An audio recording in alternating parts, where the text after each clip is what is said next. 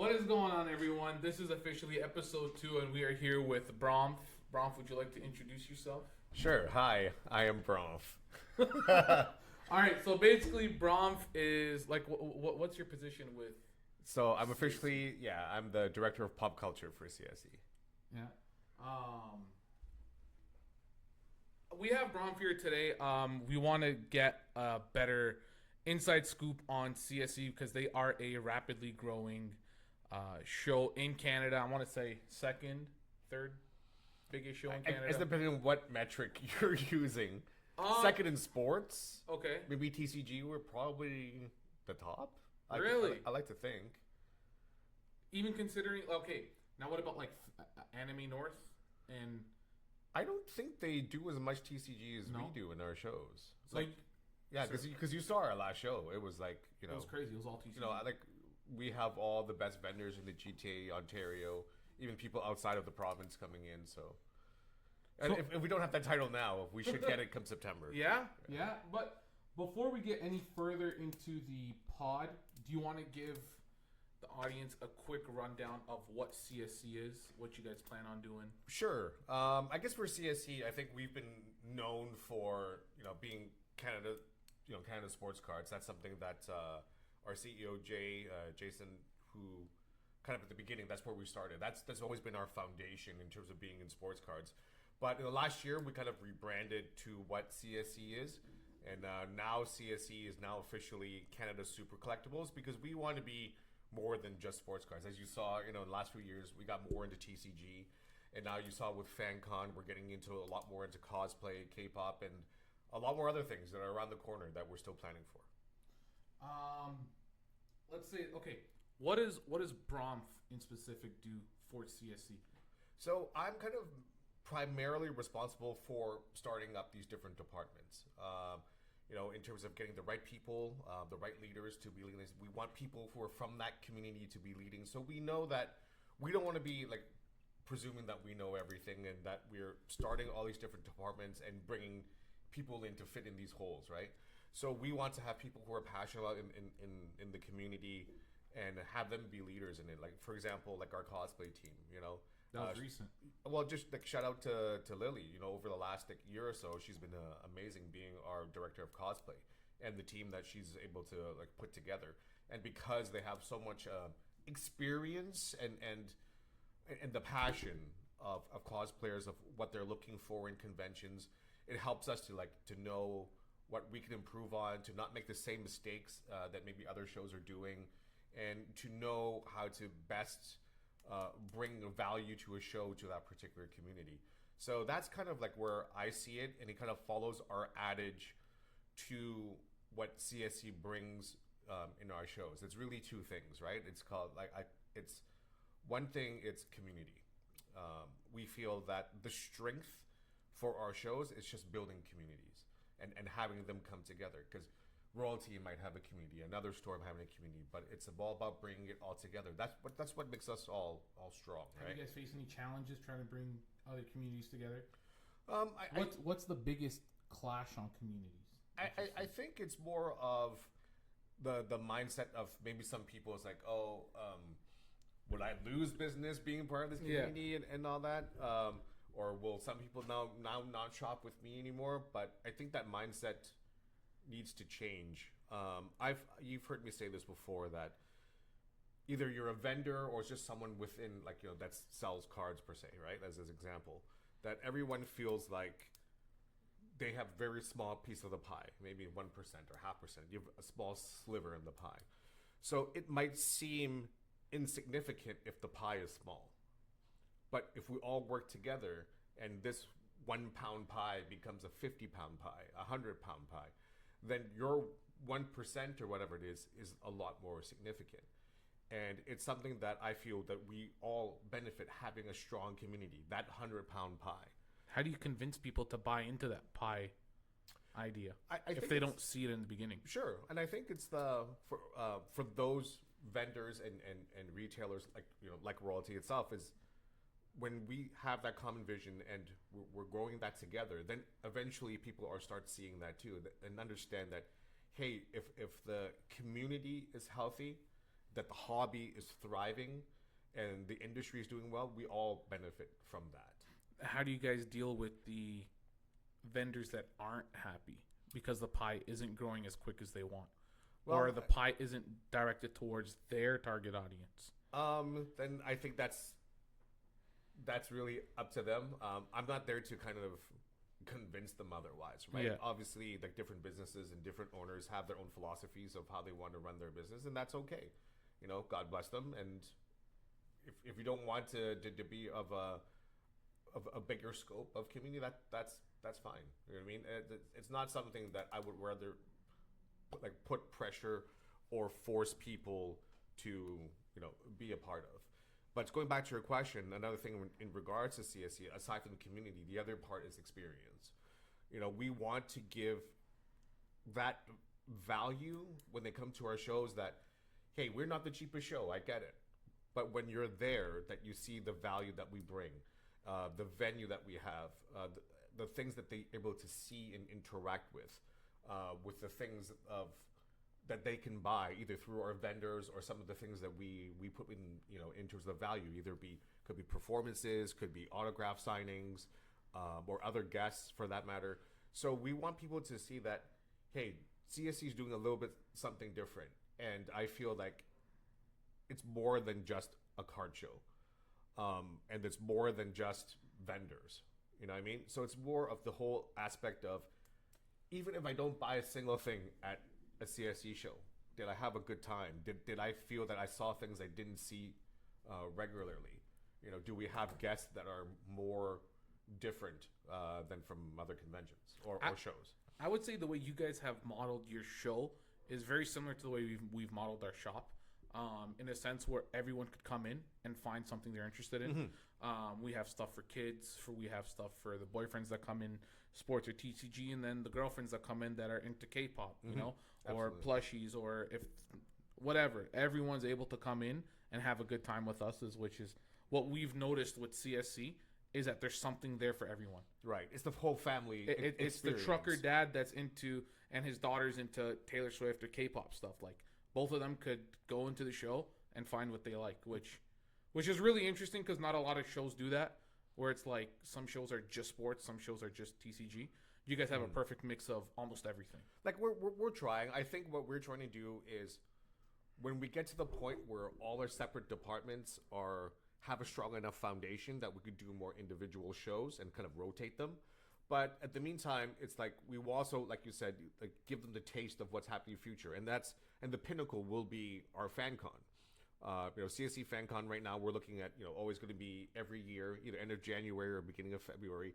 That's like the apex of our show. Yeah. We're all go back to the whole adage, worlds collide, right? Where it's going to be a celebration of all things collectibles under one roof, and we want to make sure that we celebrate that, because it's sometimes those things where you might not know you even like it, because even for example, like for yourself, like we have a lot of people who are in sports and then now liking K-pop, for example, right? It's those things where it's giving that taste of other worlds that you might not be exposed to, and then you wind up liking and being a fan.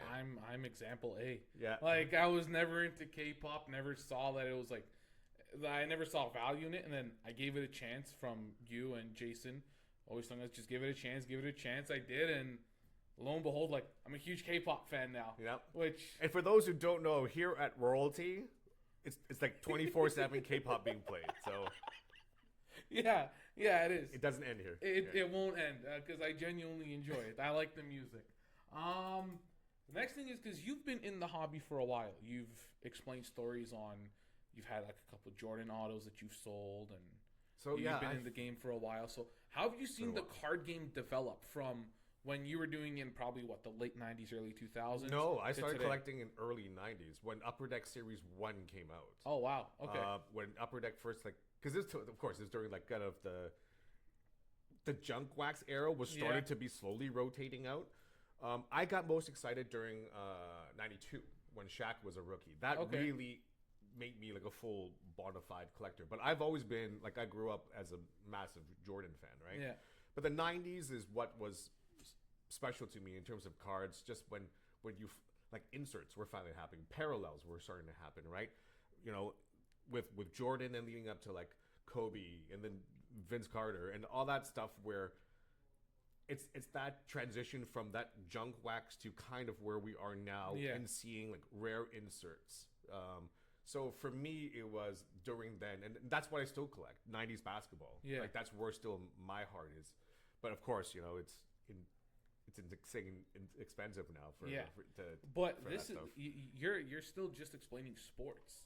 When did TCG come into play? So TCG, I honestly, that owes credit all to my son, actually. So I never collected Pokemon growing up. So remember when Pokemon first came out in terms of cards, I'm already was like in first year of university. Yeah. And I viewed it like I was skeptical, like many people were. Like, was it a fad, right? Back then with like Pogs and Tamagotchis and everything, you might be hot for like a year or two and then kind of fizzles out until the next big thing. But it proved me wrong, right? And you see the longevity of not just Pokemon, but a lot of like TCG in general.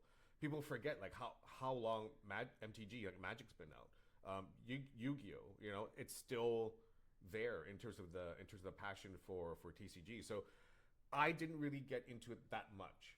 If anything, I dabbled into like the first few series of Yu-Gi-Oh. Yeah. It was just kind of like for fun, but for me to be serious into TCG was when my son, he's now almost 11 now, but when he was around 3 or 4 years old, he was getting into Pokemon, and because he wasn't into sports and still really not into card, at least the card collecting aspect. So I just started buying product, and just for us to open, and that opened the proverbial can of worms. Yeah. Where then I really enjoyed having Pokemon. And then last few years too, with things like with One Piece, now with like Jujutsu Kaisen, like just things that my son and myself enjoy, like watching it as an anime, and then just collecting the cards with it. So that really was the catalyst, was just my son, really, to get you into TCG. Like more so in a sense of being more of a serious Yeah. collector, as opposed to just like dabbling and being a Well, casual it's more collector. fun to grow a PC with your son. Oh, absolutely. Yeah. And the thing is, I think that it's going to be probably one of your questions later in terms of the difference between sports and TCG is you feel like your money spent, say, like on a booster box or something, you feel like there's some... Not anymore. Well, maybe not anymore. Not anymore. Booster box are what? Cheap as Dom. Like $200? $250, the cheapest. Yeah. Like, that's still hard. Well, back then the norm was maybe like 110, 120. Yeah. Right? So at least you felt your chances of breaking even is decent. Like, it's all subjective to compare to sports cards. Like, you open up on sports cards, like getting 5 to 10% back, right? But with TCG, it's like, you have something to show for. Sure. So it felt like the value proposition was there, right? Yeah. Because ETBs and booster boxes have the same hits. There's no hobby exclusive for it. Yeah. Which I think made TCG explode.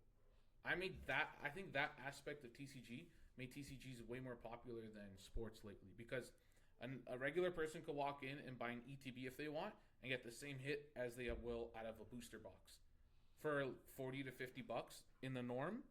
But otherwise, like, if you're ripping Series 2 Hobby, has different hits than Series 2 Blasters, which, like, the hit rates aren't the same. Right. So I really think that kind of what made sports unpopular now, in my opinion. Well, in general, just... And being able to watch the sports a lot harder now. The problem is the price of sports product, right? Over the last year, like few years since COVID, you've almost priced yourself out of a new generation of collectors, right? Those days when, a kid could spend $3 or $4 on a pack of, I mean, good product, right? Yeah. Is long gone, right? Oh, yeah. And no one wants to spend, like, sorry to say, but, like, spend that money on low end product when you know that you can't even pull anything decent in there. Yeah. So certified football, like, or $450, or like MVP hockey. Yeah. Right. Yeah. Like, Parkhurst and all. Right. That. Yeah. There's nothing worth in there that you want to spend money to pull, right? You, or if you want it, you could probably buy the single for dirt cheap anyway. Yeah. So it's those things where the product pricing is is not viable for many people, especially kids. We do see, of course, right now like TCG getting more expensive in the nature of it, but But it's still somewhat reasonable. it's still more reasonable compared, to sports. Yeah. And I think that's kind of like where, especially Pokemon, right, where they're more engaging with kids and more targeted toward kids and playing the game, and doing things that more, I guess, accessible and appealing to kids. I think Pokemon's been killing it lately. Well, with the product that they're putting out, and of course, but right now with distribution and allocation on products, it's like the combination, the double whammy of not enough product and also making good sets of product. Hot product, that double whammy is definitely have pushed the prices up. Like I understand if the boxes that are now out of print and the prices are going up, I kind of get that just because you can't get them anymore. But it's those things where if you kind of need to know, like in terms of where you're getting into is like, I guess the pulls that you're going to get is going to be worth it opening all that product. Is it worth just buying the singles? It's a whole thing right now with TCG where I'm a little bit kind of concerned because we don't want to see TCG what's happening with sports where it becomes overinflated, where people are like, well, just a few months ago this card was, say, ultimately it's up to the consumer. $50 and not, why is it now 200 now? It's those things where we have to be careful. Like if it follows suit with what happened to sports, it could be, once again, losing another generation or pricing itself out from current collectors, right? I think it's up to the consumer. Why are we spending $4,000 on a Moonbryon PSA 10? Doesn't make sense. There's 15,000 of them in a PSA 10. Right. The population report makes zero sense to me to have something with that high of a population report and to still be that kind of price, which shows me that supply and demand doesn't really quite make sense to that degree. I mean, right? I'm going to play devil's advocate here. It's like, yes, there's only 15,000 PSA only. There's only 15,000 Moonbryon PSA 10s, but there's more than 15,000 collectors that would want to have that card. I agree. And some collectors have multiples of them. But it's also, but you're taking also consider how many BGS 95s are, how many 10s are there, how many CGC ones are there. Like it's not a lot. Like it's not rare. Yeah, it's really not. You could walk into any show and find at least a dozen. Oh, like even our own shows, right? It's like almost every vendor would have a PSA 10 or a BGS 95 Moonbryon, right? Yeah. But I guess it is what it is. It's like you said, it's about the market. If people are willing to pay for that and have that into their collection, that's up to them. But I think if they want to see it as an investment level, I don't know. I was just gonna hit on that. Yeah, I would say like it's a card that I'm more leery of, just because I would rather have cards that are valued around the same, but the population reports are way less. Yeah. Right. Here's the thing. It's that Moonbryon's such a unique card because not only are kids now growing up with the Moonbryon, but kids 20 years ago grew up with the Moonbryon, right? So it's nostalgic for like the next 30 years of kids. So in 40 years, that card's going to be vintage. Well, it doesn't help right now with Prismatic. Yeah, that's kind of hyping that card too, right? Really because is, with the Umbreon EX, it's almost like, well, I want this, but there's also that came out, 5 years ago. I kind of want that too now. So, Prismatic definitely pushed it back to Evolving Skies demand too, right? What do you think the set was that pushed Pokemon over the top? Was it 151? You think 151 got a lot of people in? Because Evolutions was the last one to get a horde of people to come in. I would definitely say, more so Evolutions because the nostalgia was there. Yeah. To an extent, Celebrations as well too. I think it's because it's the homage to the older product, right? Yeah. And people aren't able to get a first edition Charizard, but these things that were available to have. Hey, from at least from SY Evolutions and with Celebrations, I can get something that's similar. It's that's why like Pokemon's now doing the Team Rocket thing and all that again, because they know that nostalgia of things of the past works. Because kids then now have adult money. Right. I'm gonna say like there's the different ones that I think that come to mind, like, or even like Hidden Fates, right? Yeah. When people lost their mind when seeing a set of just shinies, right? It's one of those things where it create that buzz to wanting just on like a standalone of like, wow, these are really cool, Yeah. right? So I would say the bits and pieces, but I like to think really the catalyst was evolutions. Like 151 was like that as well too, but 151 was like, I would say even right now, I think people prefer even 151 in Japanese, right? Because of the like the master ball and such. And the product is, I understand, is more expensive in English, but it's almost like people even direct it more to the Japanese product more than Yeah. the English. I find. Have you noticed that, Dom? Where people want Japanese 151 instead of English? Yeah. I still think people like sell more wax because it's, one, it's more affordable, Yeah. and two, all the like the master ball cards Yeah. that are in there, and for a chance of God Pack, right? English has God Pack too, or Demigod Pack. Not in 151, right? Demigod? Do they have Demigod or Semigod Pack? Where you can hit all three? Really? Where you can hit like Charizard, Charmeleon, Charmander, or Blastoise, Sword Turtle, Squirtle. I think English has that. Did it? Okay, I think I English don't has a remember. demigod, I've just yeah. been flooded with. I know Yeah. in Prismatic because, but yeah, but your chances of landing in a Japanese one is Way higher. It's a much higher, Yeah. right? And plus, it's those you know, people.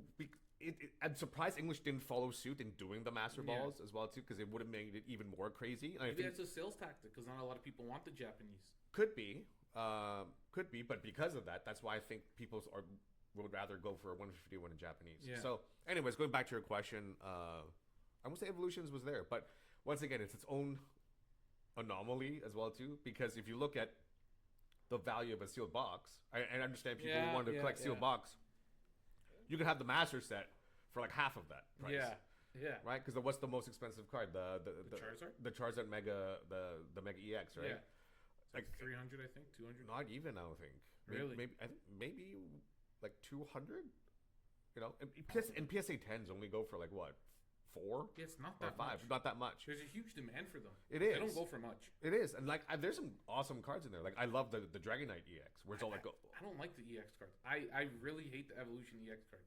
no, but just the regular Dragonite, because they have Dragonite and Mewtwo in there Yeah. like, as well too. Like Yeah, to yeah. me, like those are the coolest cards in there. But you know, but in the day, what do people want in there? It's the hollow and reverse hollows Yeah, of Charizard. Of Charizard. Right? That's it. That's Yeah. all people want. Yeah. Everything else. I got yelled at by Dom actually Oh. for buying PSA 10s from Evolution. Oh, why? He yelled at me. He said, no one's gonna want these. No one's gonna want these. That's- Tens are hard to come by. verbatim, that was out of his mouth. Like Alright. tens are actually kind of hard to come by They are. because the quality control on Was Evolutions terrible. wasn't great. Yeah. But I got yelled at regardless. But I never buy Pokemon good apparently. Oh. Right, buddy? I don't buy good Well. Pokemon. Well, Yeah. get good. Yeah. Okay. I want to get back to CSC for a minute. Sure. You guys put on huge shows. You guys put on big shows, and we were there. Almost from the beginning of CSC. Mhm. I know you weren't fully on board with CSC then, but we were there Mother's Day maybe 3 years ago, Mm-hmm. where it was like a small little venue, Mhm. maybe 40 to 50 vendors, minimal foot traffic, but a year or two after, it's like everyone wants to go to CSC. What is it like scaling a show like that? Considering the past 2 years, I'll say that. I think it really is the lifeblood of the show, which is vendors like yourself. Once again, understanding the vision of growing the community. So when we started to see that more and more vendors were more like-minded, that yes, although quote unquote you guys are competitors each Yeah. other, but for 1 or 2 days, we can all work together and make an awesome event and really pull out people from the community to, once again, not just to buy things, but the camaraderie, Yeah. right? Talking about like our own mutual love of cardboard, Yeah. right? Yeah. Trading and stuff like that. So I think it was the culmination of vendors and having the community finally kind of starting to really come together. And with that, we saw like there's more demand. There's more vendors who want tables.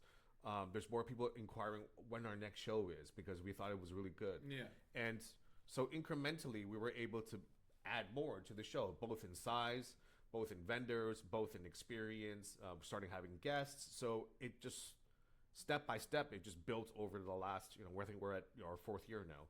4th year. Wow. Yeah. Yeah. Yeah. Yeah. That definitely ages me a bit. Yeah. 4 years. So Holy. right, and I wasn't even here like since the beginning. Yeah. Like I joined in like about like a year and a half after CSC started. When once again when we started to steer away from just sports cards and start to build upon other K-pop has departments. been a huge thing. You guys have been. And yeah, and we're having a big event and Yeah. come April 5th. It's like our first real like K-pop event. It's called the K-pop Expo. If you guys want to see me or anyone from royalty walking around at a K-pop show, when's the date? April 5th. April 5th. We will be there. Address or location? 75 Dairy Road, Mississauga Convention Center. There you go. I will be there. I'm going to be enjoying all the music. I want to see everyone out there. Give K-pop a chance. I'm telling you, just give K-pop a chance. And for all the cosplayers as well too, because it's also a dual. Oh, it's a dual event. yeah. It's also a cosplay fest as well too. So it's kind of like two shows in one. How did you guys get into that? How did you guys know from sports to jump to K-pop and cosplay? What was the mindset behind that? So it was also when I got brought along to CSC when we were looking at okay, what kind of like TCG was the natural progression, right?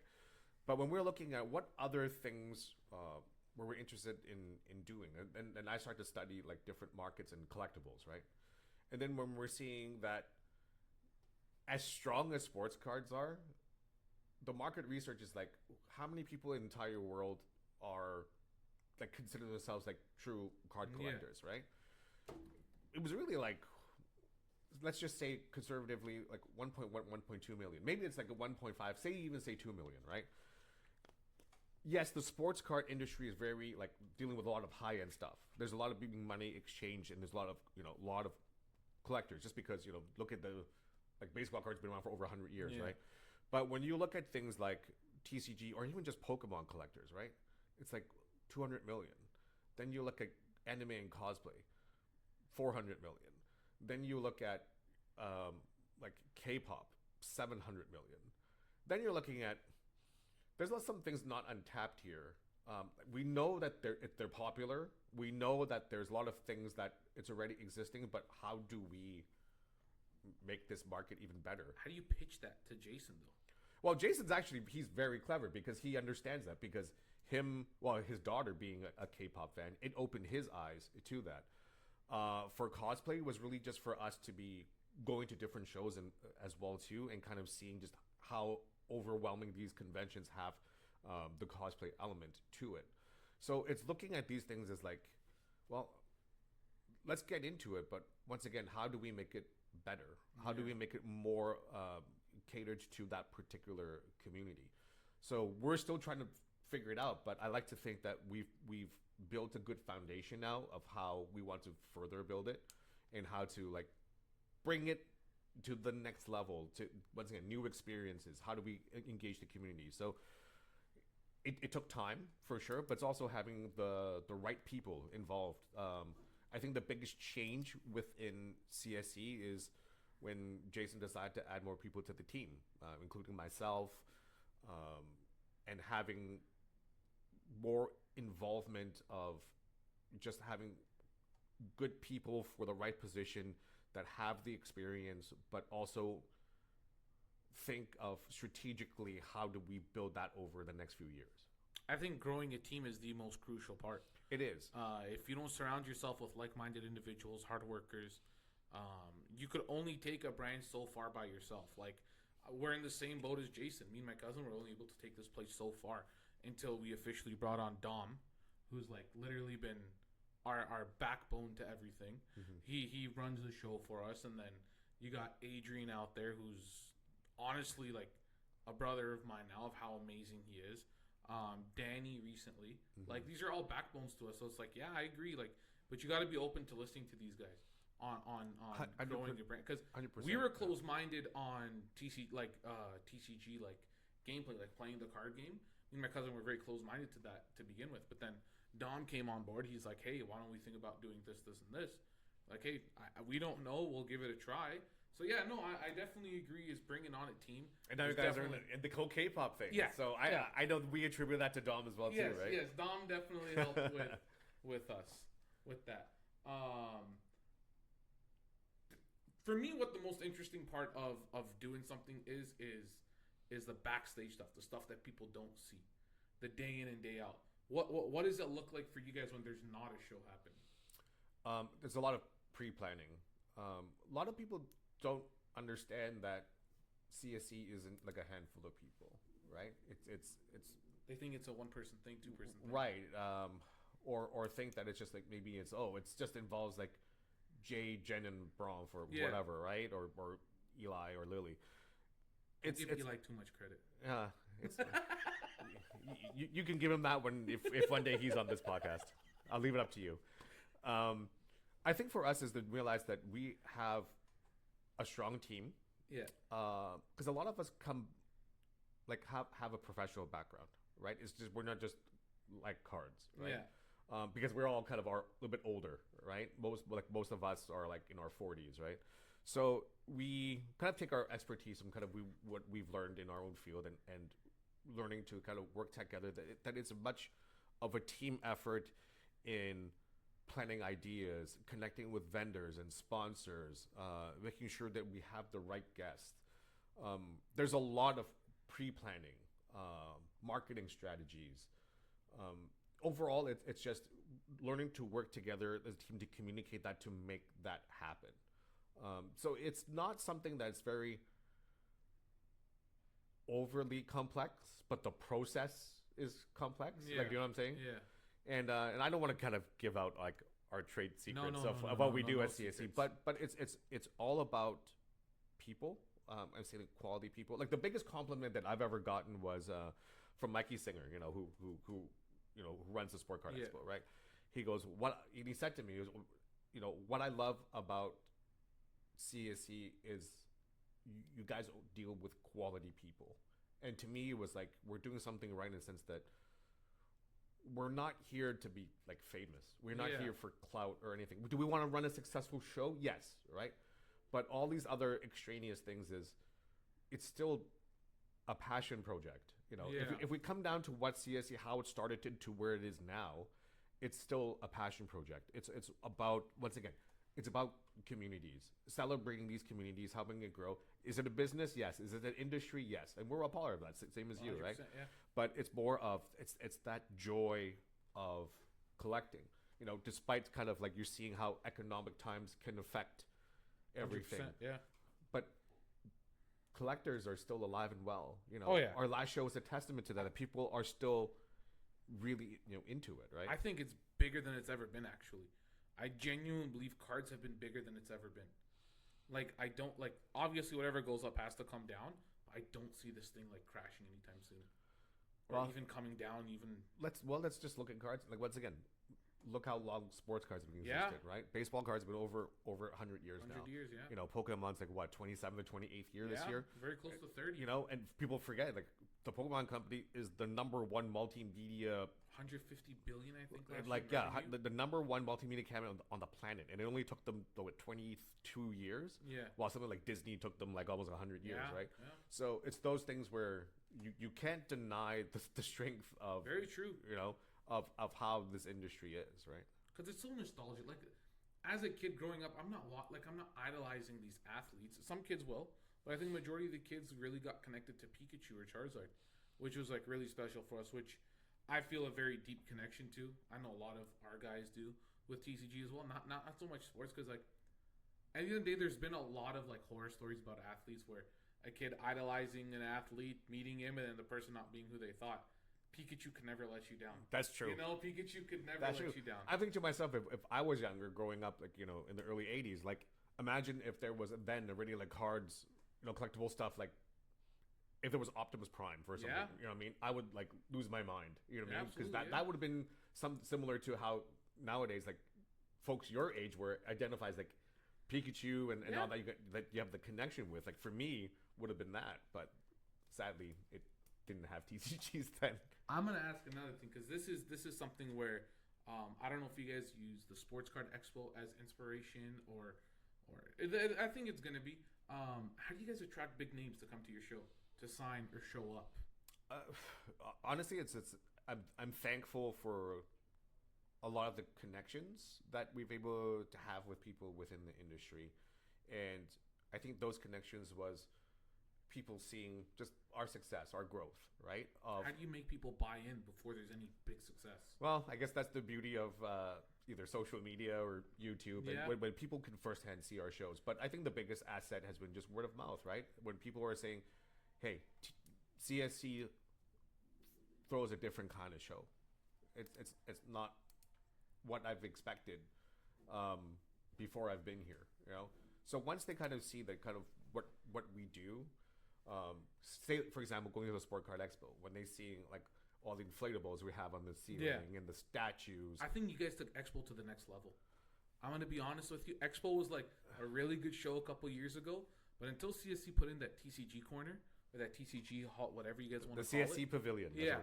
Like that really took it to the next level because you guys added life and color and like And character. More of our kids too. I think it's just showing that we want to showcase that community within the sports community. Because you're right what you said before.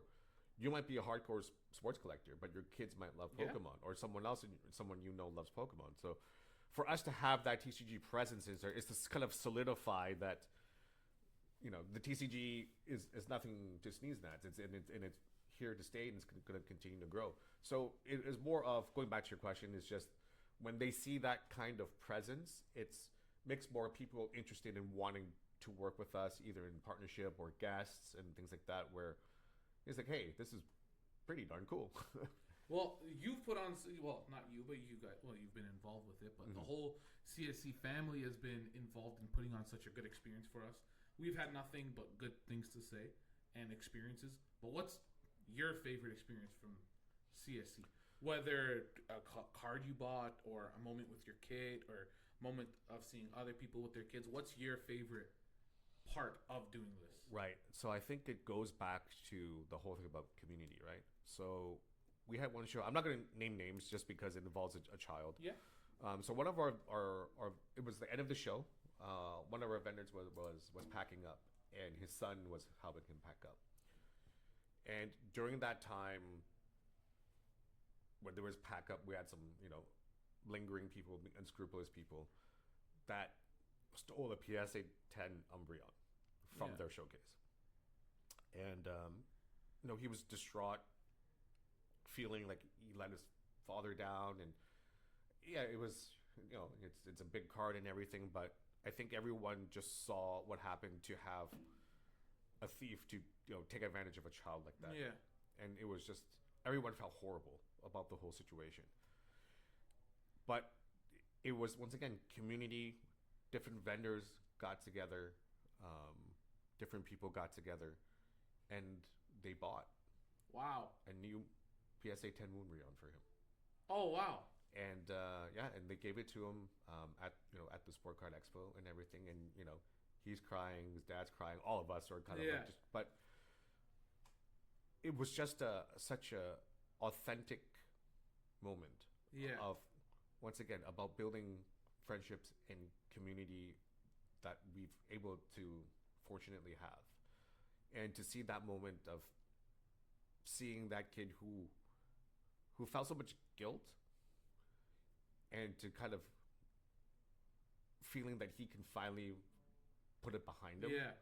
So, like, even for myself, as a dad also too, right? Like, I could imagine, like, if that happened to my son, like, he would just feel horrible and just eating him every day since it happened. But for it to that happen, it just shows me just how amazing our community has been. That's actually like, I didn't know that. You didn't know that happened at all. Was this like recent couple of shows, or? Yeah. So you said Expo, so it's probably like. So last November is when they gave him the card. Oh wow, that's was awesome. So it was very touching moment. Yeah. So off of that is you're telling people to build community, be kind to one another. What's one advice you have to a new collector that's just getting into the hobby now? Let's say he's a 16-year-old boy who's getting into the hobby. What's your advice to him?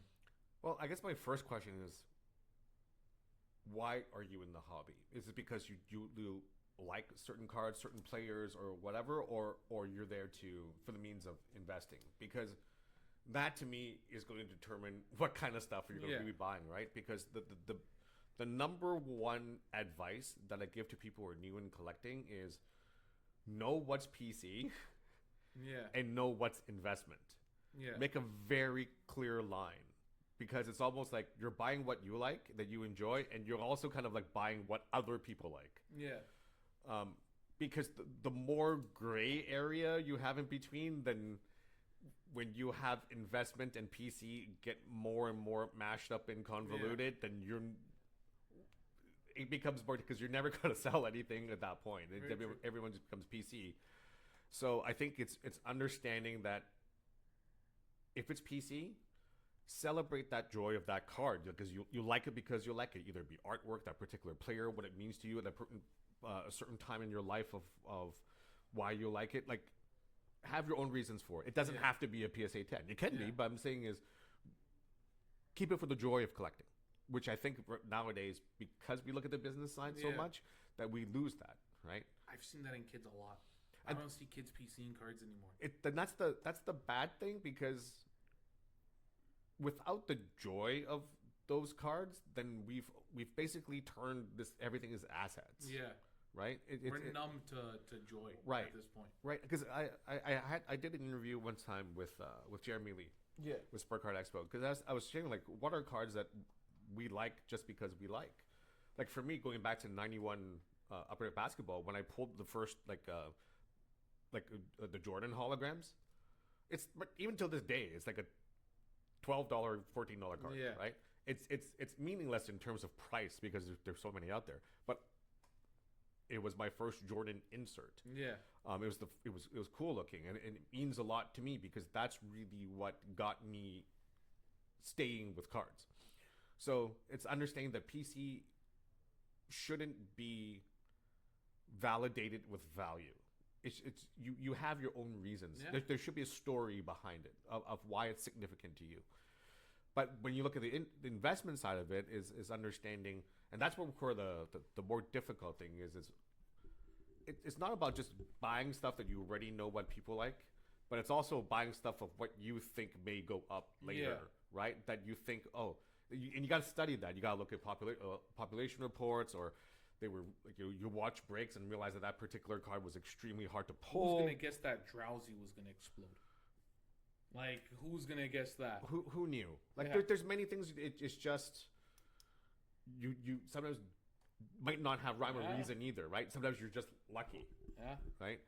But it's those things where it's difficult to predict, because if it's easy to predict, we'd all be rich right now, or either that or the market's flattened out because everyone has it, right? It's because the demand isn't there. But it's understanding, once again, it's able to separate the two.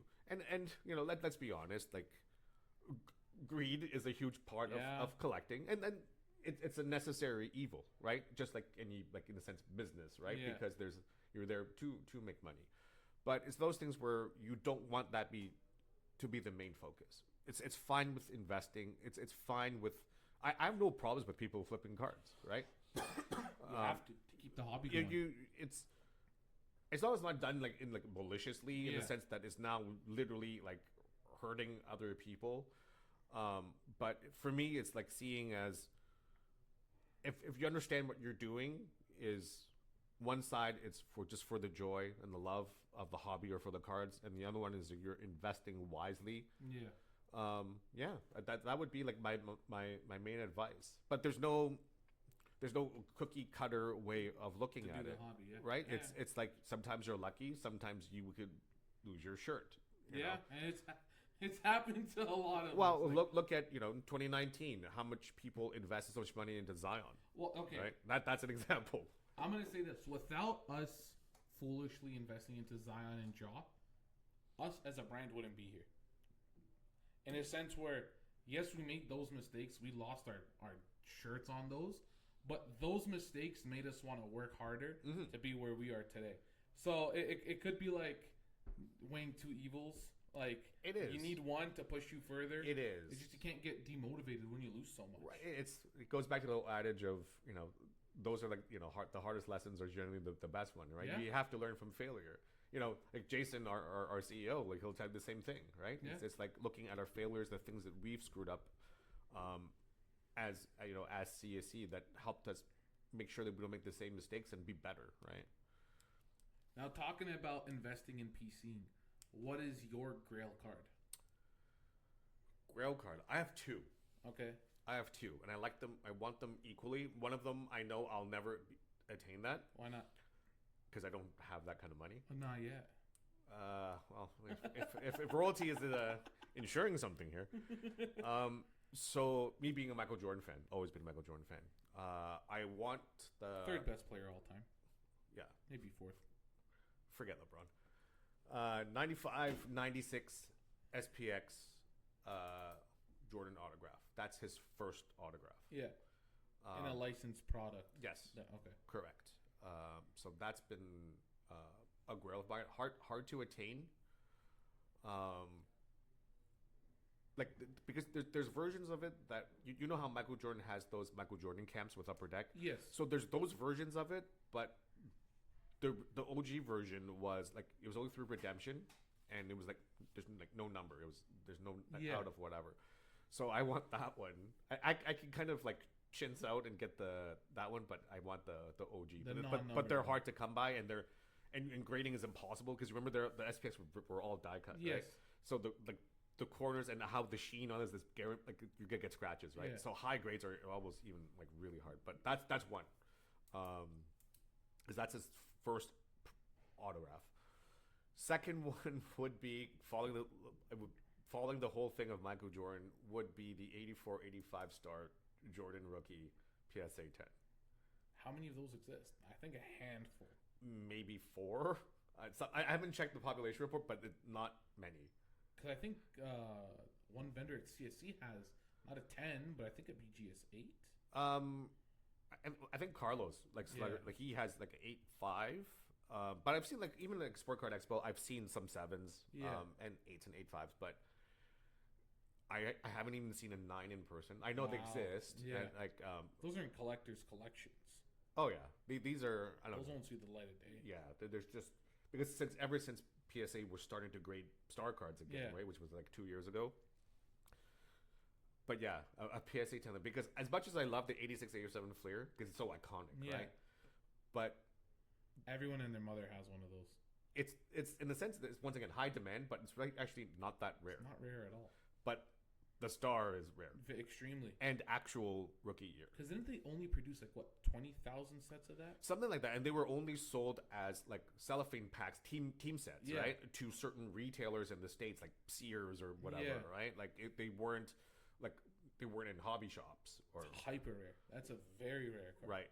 And even to find like that kind of the cello packs, it's like near impossible now, right? But yeah, that would be a complete pipe dream. Like I would literally have to win several lotteries, I think, for me to attain that kind of card because, yeah, that would be it. The PSA 10. See, I take a little small different approach. For me, it's not in terms of value or anything. I want a Infinite PSA 10. There's only like 12 of those that exist. Really? Yeah, in DP, I think it's DP 10, which is Diamond and Pearl promo card number 10 for Infinite. That's what got me hooked onto it. Is Infernape like your favorite Pokemon? My favorite Pokemon all time. Yeah, both my phones are Infernape wallpaper. Yeah. That's my favorite Pokemon, and it's so hard to maybe 20, 23, something like that. Right. That's my great. I don't care about the value. It's like I think it's like $3,000. Still a chunky card, but it's like I'm not going after the PSA 10 Wayne Gretzky's or the Montbriant. I want that card because that's what got me hooked on cards and Pokemon as a kid. Right. That is my Grail card. So it's the same for me because I'm a huge Jordan fan, right? So that's kind of like. But you picked his most iconic one. Like you want. No, I would say 86, 87 Fleer is more iconic. You think? I think late. Okay, I'd say about 10 years ago probably. But lately with like all the controversy with the controversy. Yes. With the star. I think the star has like taken its status. I think it's more common to see the 86 Fleer. I think it just has to because they're much more rare Yeah. than 86, 87 Fleer, right? It's just in sheer number in print and that was circulated. It's night and day, right? I think the closest thing to that is the Gretzky because they have Tops and O-Pee-Chee. Right. And that's why people want the O-Pee-Chee because it Yeah. carries a higher premium because it was for the Canadian It's market. a Canadian card. Yeah. So down in the States, they didn't know that.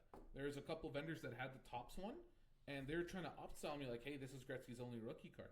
I'm like, I don't think so. Have you heard of the O-Pee-Chee? And then they didn't know the difference. They're like, oh, we thought it was the same card. And some vendors have like, I've sold a couple raw copies, and I priced them all as the Tops. I'm like, oh, some of those guys hit a nice lick off you with the O-Pee-Chee. Americans. Yeah, they didn't know that. But yeah, that's probably the closest thing in my mind to the Jordan. So, but what's your Grail card? The Infernape. Do you have one? I don't have one. I have. So what I'm trying to do is I'm trying to complete PSA 1 through 10 of the Infernape, the Empoleon, and Torterra out of that promo set. I think I have. So it would be 16 cards or 18 cards for the Infernape. I have 12 of them. So I need PSA 9 and I need PSA 10. See, for Pokemon, I have a different Grail. Mine would be first edition Hollow Snorlax from Jungle, a PSA 10. Didn't we have one of those, Dom? A PSA 10? We had a CGC 10.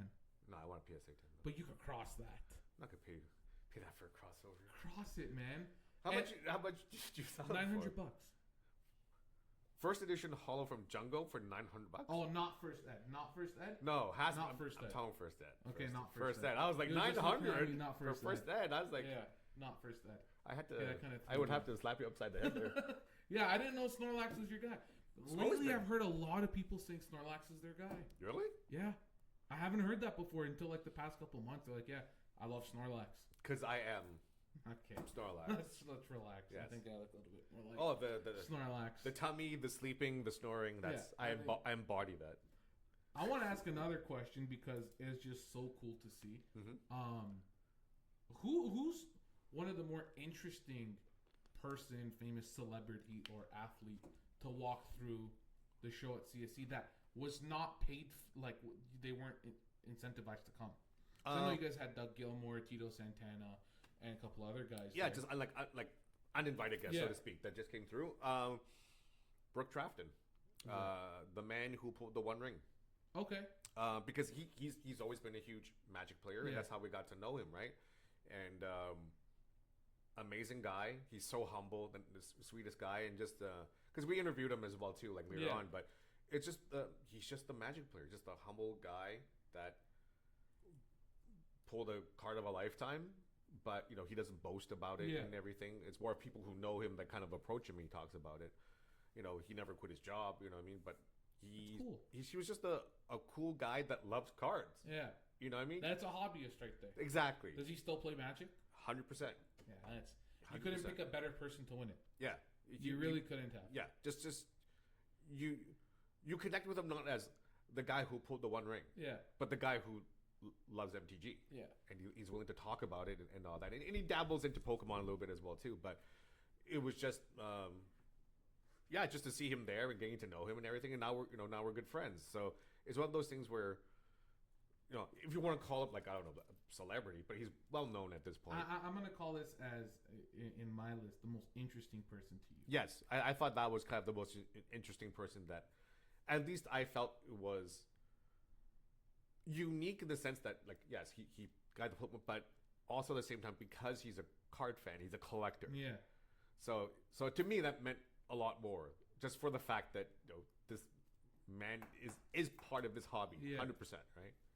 Because a kid could have hit it and made the money and then just never reappeared. But this guy still kicking it in the hobby, doesn't care, normal guy, plays the game still. Yep. Makes it cool. So it's cool to hear a story. I didn't know that was the backstory to the person hitting it. No. I know he came to one of the shows. I think when Easton Cowan was there. He was there at the show too, doing either signings or just walking around. No, Brooke was also like just hosting some friendly tournaments in there as well too. So yeah, shout out to Brooke. Okay, Traffic. Now I want to know who's the coolest celebrity or athlete to walk through. I'm going to be very honest because Eli has a cool story, but I'm going to leave that for Eli. That's the thing, because you know how like during our shows how busy I am. So sometimes like Jen and I kind of get the short end of the stick because we don't have that opportunity to meet them. Because we have handlers for them and some of our, like people to kind of handle the whole situation and everything. But particular athlete that was planned to be there, uninvited. I'm going to say right now. Give me uninvited and give me invited. Uninvited was probably Joseph Wool. Okay. Because he came with Matthew Nines when Matthew Nines was doing the signing, and he was just there, and he just wanted to be with his friend, come check out the show and everything. And I didn't even know it was him, right? Because I see him just talking to Eli and Jason and kind of thing. That was a story I was going to leave for Eli, but I'll let Eli explain it in. Yeah. Because I only went there just to say, hey, I was actually there for something else, to ask. I forgot someone a question, and then he's like, and then Eli's like, oh, this is Joseph Wall. I'm like, oh, well, gosh, how are you, buddy? Yeah. So that was kind of like just unexpected, kind of offhand. Expected. I think the nicest interaction would have to be Tito. Just this past show. He was just like a genuine nice guy, and he said to us too, it's like this is the most like well done and professional show I've ever been a part of in Canada. Yeah. He said definitely really like appreciate this opportunity, and I was like, damn, like that's a huge compliment. It is absolutely, and he was just like a sweetheart. Like he was just very kind and well, like no diva attitude kind of thing, right? Yeah. He was just the genuine like nice guy, like a good human being.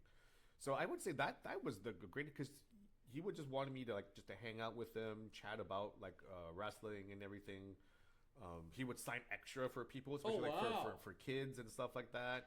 He didn't charge anything for inscriptions or anything. That's awesome. He was willing to do. You saw that interview that he did with Eli. He did that, sure, and just kind of like it wasn't even like it was planned, but it wasn't like planned. Plans. Like we gave him like a list of questions and for him to approve. He's like, no, just keep it natural. Oh wow. So he was just overall just a great dude.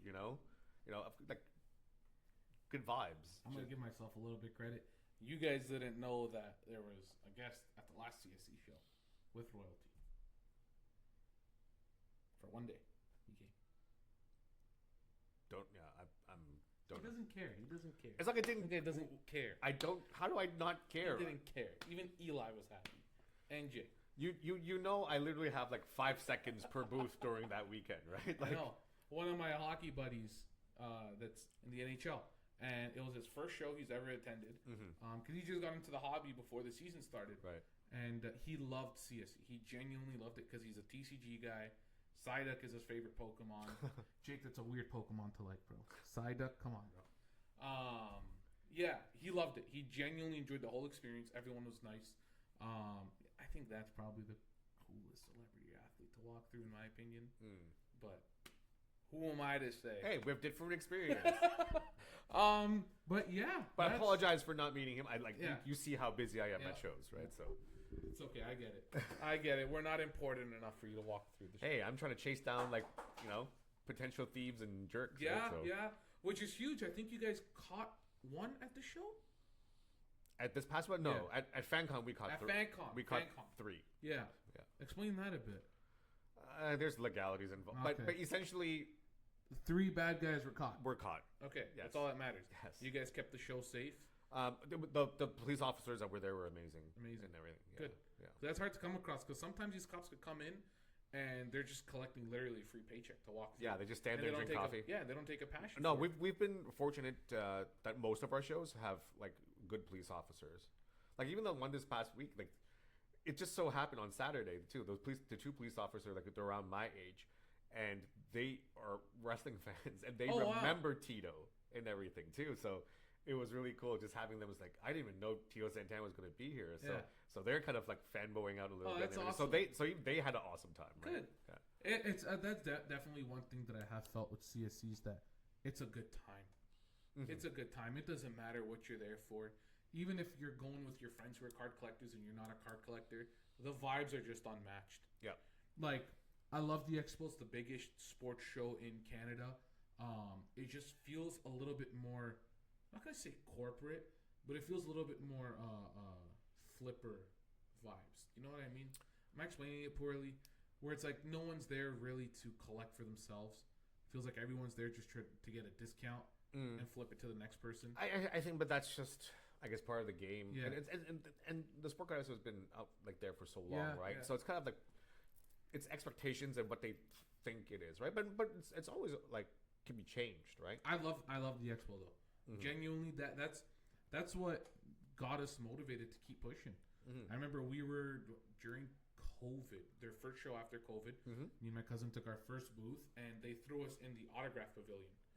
And Mikey first saw us there with all our briefcases and top loaders and stuff, and he really appreciated what we were doing. Mm-hmm. And he kept checking in on us every day, every couple times a day. How's it going?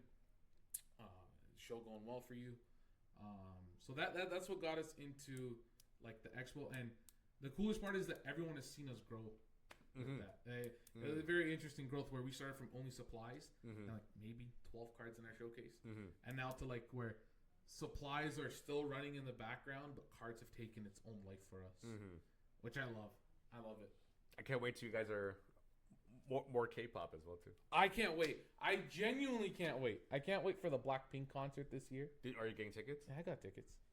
But I'm still gonna win the CSC ones. Oh, yeah. Do I tell people like what we're giving away for? No, April you 5th? do it. All right. Do it. So at our April 5th show, you have like we're actually giving away 2 tickets to Blackpink.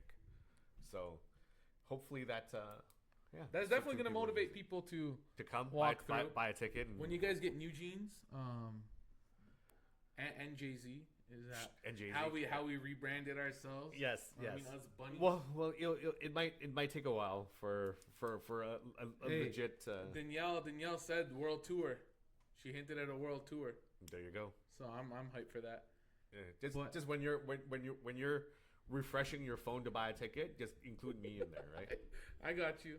No problem. What, Dom, you want one too? So 4, 5, 6 tickets. Oh, that's just make it even 10. Even 10. Let's just buy out the whole front section. I love that. Damn, I love that. Love that so much. But yeah, anything else, Bronf? Anything else? Any other points you want to hit on? Promote any other events coming up for CSU? I know you guys have the K-pop one. Yep. So K-pop Expo and Cosplay Fest coming on April 5th at the Mississauga Convention Center. And of course, we're going to be same month in April. We're going to be at the Sport Card Expo. So you can't really miss our area in terms of the CSC Pavilion. You're going to see all the inflatables and all that, and the statues all set up, and our cosplayers all dressed up as Pokemon trainers and all that. So it's gonna be a fun time for all the kids and for the family. And I guess one thing that we do want to announce is September. Talking about TCG, and you were saying that could you guys be like the biggest TCG show in Canada? Yeah. Well, September we'll be revealing this soon, but you're getting it first here from me, or I don't know. Maybe the announcement will come out before this podcast is released. But CSE TCG Expo. Wow. Only TCG. Oh, well, maybe some elements are anime related, but yes. Oh yeah, I throw in anime. It is a TCG show. Sick. Yeah. And that's the first one CSC's doing. Yes. It's just strictly TCG. And at the International Center. No way. Yeah. Same setup as the 2 halls? That we don't know yet. Okay. Completely, but yeah. So we're aiming if that's what I was saying. If we're not the biggest TCG show in Canada, well, hopefully this will that will push us to be there. I'm gonna say something, guys. As soon as you walk in at the show in September, we're gonna be like the first few tables. No pressure. No pressure. You speak to Jen about that. No pressure there, buddy. We're gonna be the first few tables at the front. This is also him now confirming that they're sponsoring the show. So I don't care as long as we're at the front. I don't care. He dug himself a hole now. Okay? So last time we got thrown to the back. We were learning, and we were learning. But let's be honest, not to make an excuse, right? We just don't know a lot where it's hot and where it's not. Like the floor plan is the first time ever at the international. Even at a show like that where we didn't feel like we did tremendous, it's always about growing the community, like you said. Not a single ill word came out of anyone's mouth. We were just pushing the show forward. We're like, guys, it's learning, growing pains. they're growing at such an excellent rate that can't get mad at one or two misplacements here and there. Just got to keep pushing, positive reinforcement, and like do the next show better. It's all about taking the feedback and criticism Yeah. and even the bad comments and taking and learn from them, that we don't make the same mistake. It was our first kind of kick in the can, so to speak, of running a convention, right? Big one. Because we've done card shows Yeah. and we've done like other shows, but it's our first convention, and people hopefully understand that CSC FanCon is a convention. It's not a card show, Yeah. right? It's something that we want to put everything that we do Under under one one roof and celebrate that. Yeah. You know, and I'm sure you had a great time listening, loved it. seeing all the performers and Yeah. all that with It K-pop and all that. genuinely as well was too, an right? eye opener for us. Yeah. We didn't think stuff like that happened. And, Artist Alley, huge hit in my opinion. Yeah. People love that. I think Dom got a couple cool little booklets out of Enemy Out or Artist Alley. Oh, sorry. And they'll Yeah. be back for April 5th too, most of them. So. Oh yeah, Yeah. sick. Well, it's a smaller space. Yeah, But yeah. a lot. So we'll have a lot of like Artist Alley and K-pop vendors at that show. Sick. You'll definitely see us there. I know you're not going to visit. I'm gonna be there. He's coming with me too. All right, guys. This is the end of episode 2. Is it? End of episode 2, I think. I thought there was one person even before me after Doc. No? No, So I'm number 2. there was supposed to be. It's But he okay. canceled on me twice. Oh, wow. But this is episode 2. So, well, it's my honor to be after Doc. And this is not gonna be your last time here. I promise you that. I would love to have more of us, just to more, like, It will. you know, and for us to really, like, you know, talk about different things and giggle. Well, hey guys, if you guys like, comment, subscribe, share us, the quicker pace we grow, the larger we could take this. If you guys enjoy the content, the conversation that we had, please hit the like button, subscribe. Let us know what you want to hear more of, what you want to hear less of. But this is officially episode 2. Thanks for having me, and Thanks, thank you for the hoodie. No. Royalty has top-notch merch. Thank you. Appreciate it. All right, guys. We will see you guys in the next episode.